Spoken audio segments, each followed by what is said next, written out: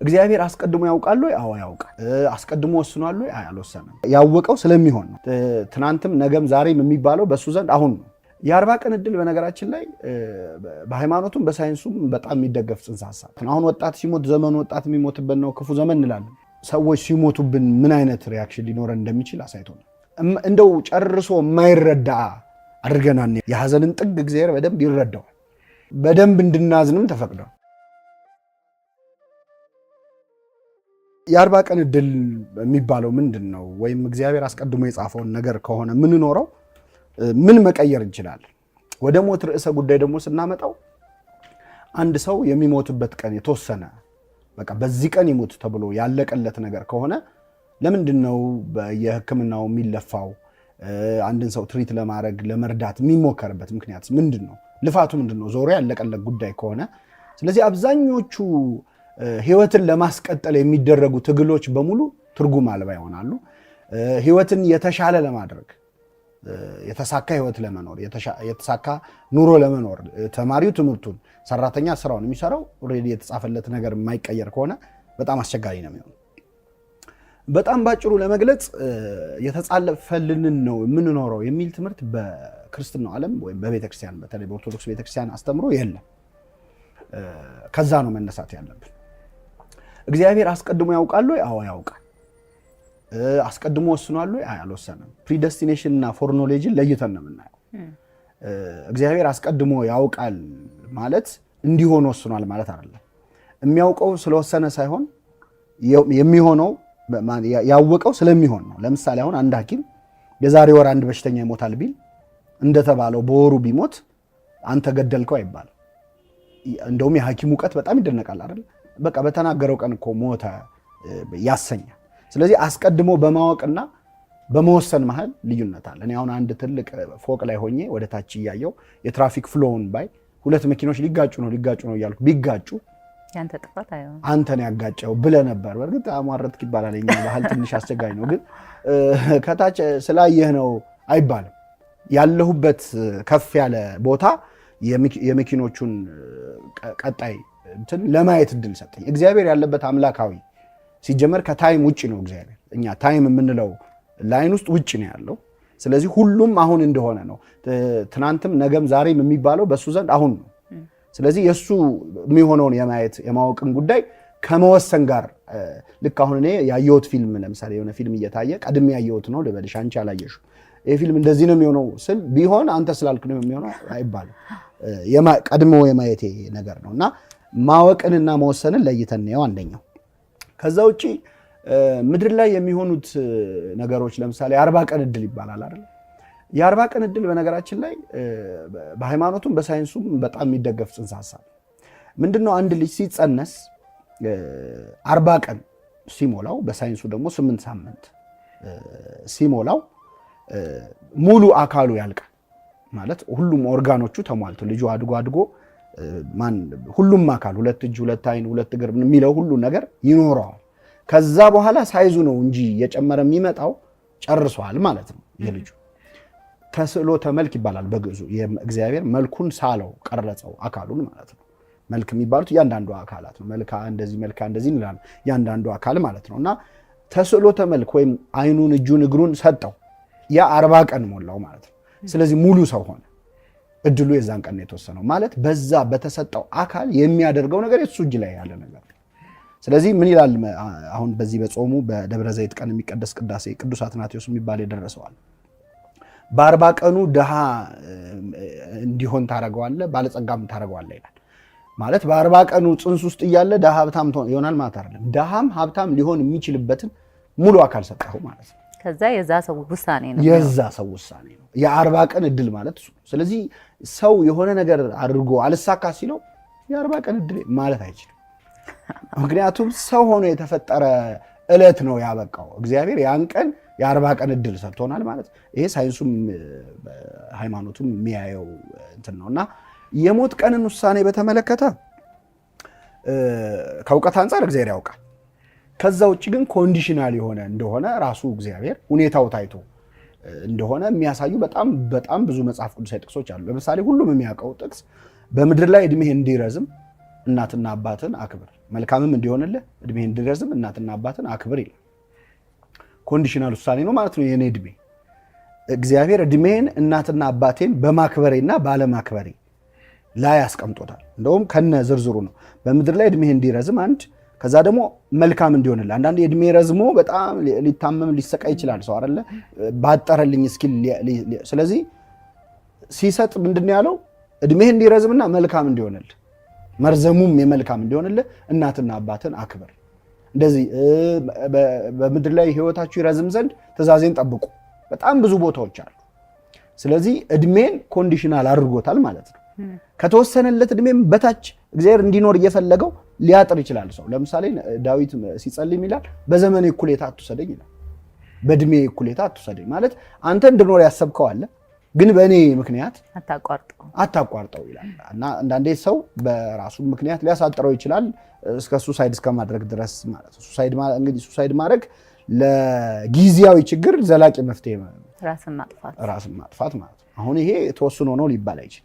ልክ እንደዛ ግን ሱሳይድ የግድ እኮ መርዝ መጠጣት ብቻ ላይሆን ይችላል። አንድ ሰው በሱስም ግራጁዋል የሆነ ሱሳይድ አለ ማለት ቀስ ብሎ ራሱን እየጎዳ የሚመጣበት ሊሆን ይችላል። ስለዚህ እነዚህን የሞት ቀንን ክፍት ነው ያደረገው እግዚአብሔር ነው። ሊረዝም ይችላል፣ ሊያጥር ይችላል እንጂ ያቺ ቀን ምን ብለዋለች? በጣም ደስ የሚል ቃል ወንድሟ ሞቶ ጌታ ሆይ አንተ በዚህ ኖረ ቢሆን ወንድሜ ባልሞተ ነበር ብለዋለች ለክርስቶስ። በእርግጥ ክርስቶስ በዚህ ኖረ አይባል፣ እሱ በሁሉ የሞላ አምላክ ነው። ግን አንዳንዴ እንዲህ ተደርጎ ቢሆን ኖሮ እንዲህ አድርጌ ቢሆን ኖሮ ብሎ ሰው ይጸጸታል፣ በጣም ይጎዳል፣ ይሰበራል። የተወሰነ ነው ሲባል የሚጽናናም ሰው አለ። በከፊላው እግዚአብሔር ሲጀመር እግዚአብሔር ይገድላል እግዚአብሔር ያድናል ብላለች ሐና የምትባል ነብይት ስትጸልይ። መግደልም ማዳንም የሱ ስልጣን ነው፣ እሱ እናምናለን። ግን ምድር ላይ በምንቆየው ቆይታ እና በአኗኗራችን ምክንያት የምንኖርበትን ጊዜ ልናረዝመውም ልናሳጥረውም ይችላል። በመልካምነትም ሊያጥር ይችላል። በነገራችን ያ የውሳኔው እግዚአብሔር ስለሆነ ለምሳሌ በክፋትም በመልካምነትም ያጥራል። በክፋት ሲሆን ለምሳሌ ፈርዖንን በጣም ጨካኝ ንጉስ ነው ፈርዖን እና ፈርዖንን በኤርትራ ባህር ያሰጠመ ምሕረቱ ለዘላለም ነውና ይላል ዳዊት ሲጸልይ።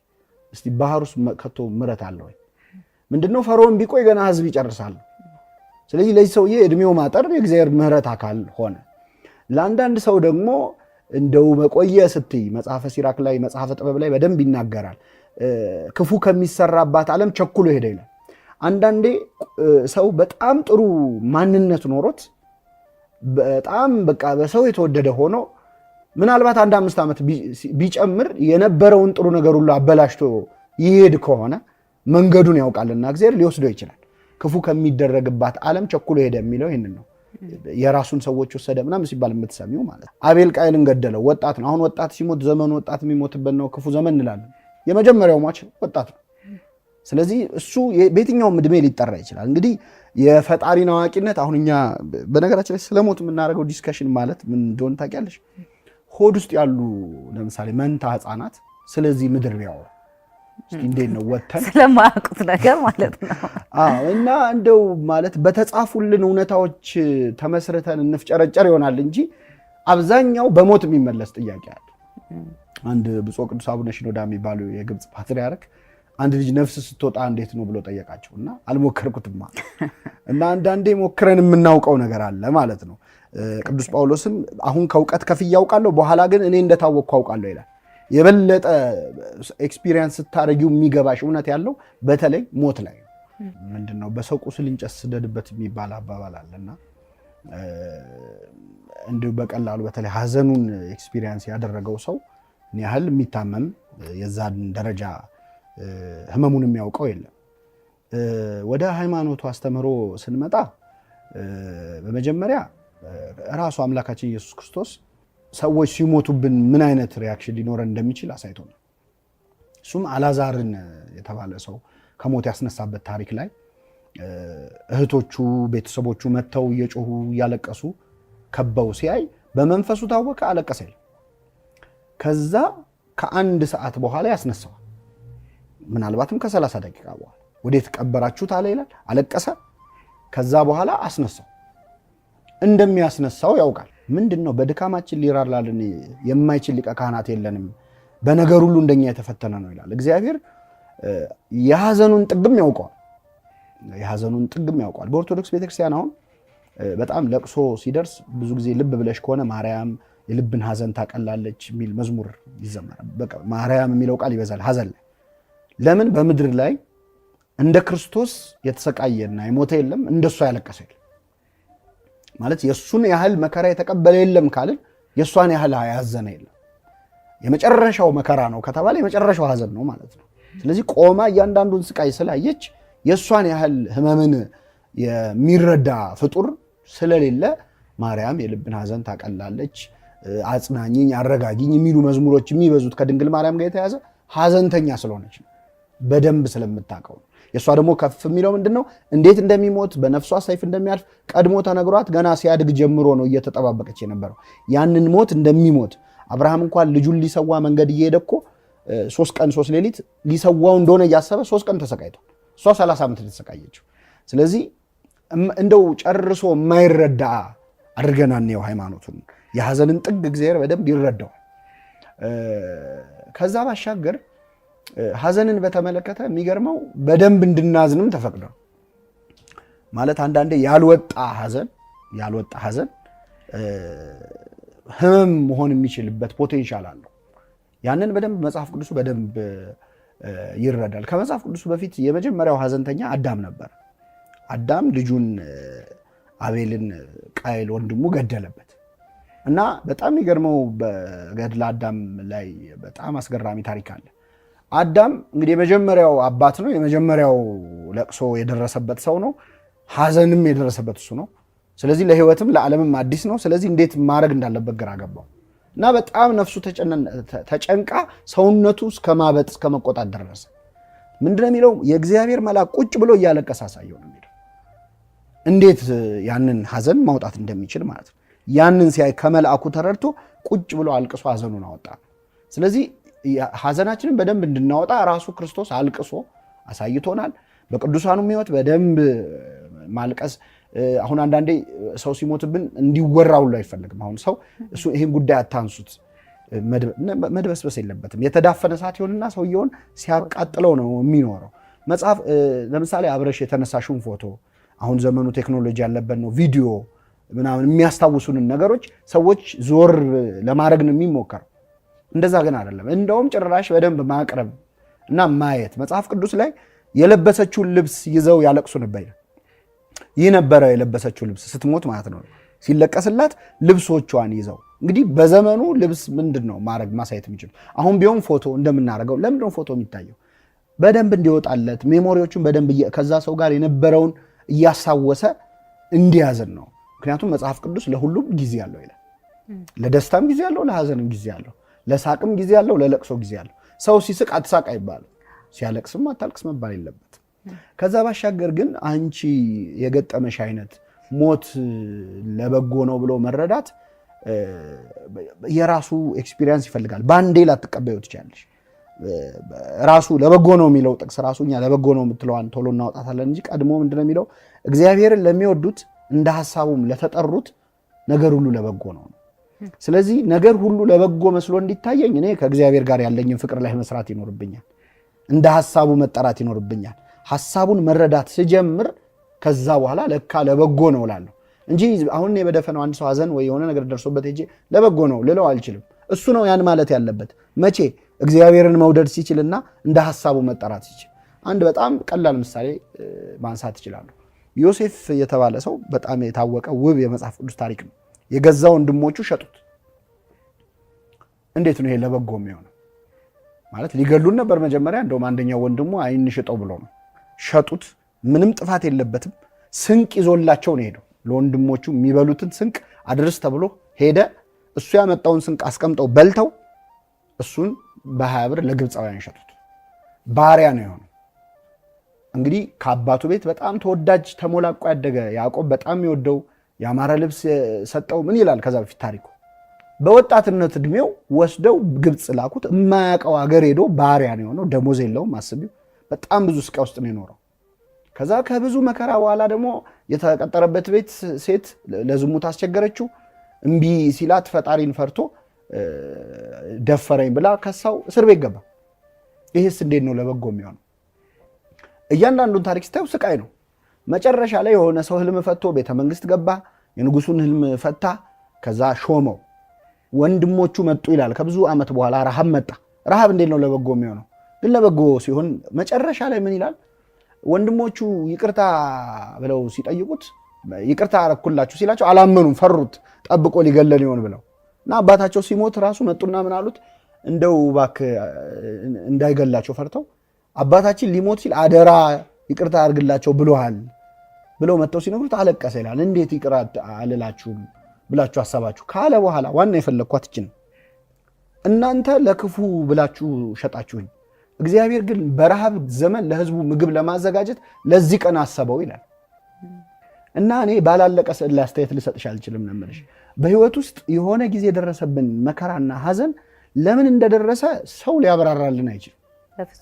እግዚአብሔር ግን በሆነ ሰዓት ለበጎ ነው የምንልበት ፍቅር ላይ ስንደርስ በራሳችን መንገድ እንዲህ ባይሆን ኖሮ እኮ ትንሽ ቢቀድም ኖሮ ትንሽ ቢከተል ኖሮ ይበላሽ ነበር የምንልበትን እውነታ ላይ እያንዳንዳችን ይሰጠናል። ያንን ዝም ብሎ ለሁሉም ሰው የሚሆን መልስ መስጠት አይቻልም። ግን ወደኋላ ስትያው ዮሴፍ ወደኋላ ሲያየው ነው ታሪኩን ለዚህ ቀን ነው ለካ ምናልባት ያ አንቺ በጣም ባልጠበቅሽው ጊዜ የደረሰብሽ መከራ የሰራሽ ማንነትም አለ። እሱ ምንም ጥያቄ እና ለምሳሌ አንድ እንቁላል ውስጥ ያለን ጫጩት ያለ ጊዜው በመታው ባወጣው እንቁላል ጠብሼ ልበላ እችላለሁ እንጂ ጫጩት ሊሆን ይችላል።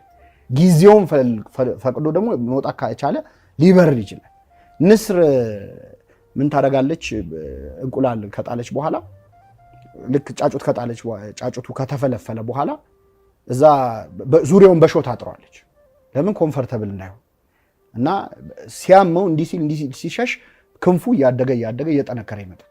ከዛ ክንፉ መጠንከሩን ስታቅ ምን ታደርጋለች? ቤቱን ታፈርስበታለች። ንስሩ ሲፈርስበት ተከሰከስኩኝ ብሎ ይሄዳል፣ ይበራል ማለት ነው። እግዚአብሔር አንዳንዴ ሊያጠነክረን የሚያጥራቸው ሾሆች አሉ። በእኛ ስርዓትህን እንድማር ያስጨነከኝ ለመልካም ሆነልኝ ይላል ዳዊት። ምን አይነት ጭንቅ ነው? ጭንቅ ነው፣ ግን ለመልካም ሆነልኝ። በኋላ ስታዩ የሚገባሽ ነገር አለ በህይወትሽ እና እያንዳንዱ ሰው ለበጎ ነው የሚያሰኘው። ዝም ብሎ የሰው ቁስል ላይ እንጨት ለመስደድ አይደለም። በዛ ሰው ታሪክ ውስጥ ያ ነገር መሆኑ የሚያመጣቸው በጣም ብዙ መልካም ነገሮች አሉ። ዩኒቨርሳሊ እኮ ማንኛውም ሰው ወላጆች ይሞቱበታል። ጨርሶ ወላጅም የሌለው ይኖር ይችላል። ወላጅም ኖሮት በወላጁ ደስተኛ ያልሆነና ኖረ ሞተ ምን ያደርግልኛል የሚልም ይኖራል እኮ። ሚስ የምታረጊው ወላጅ ማግኘትም እኮ አንድ ነገር ነው። እና እኔ አሁን ይሄ የሚባል መልስ ልሰጥ አልችልም ግን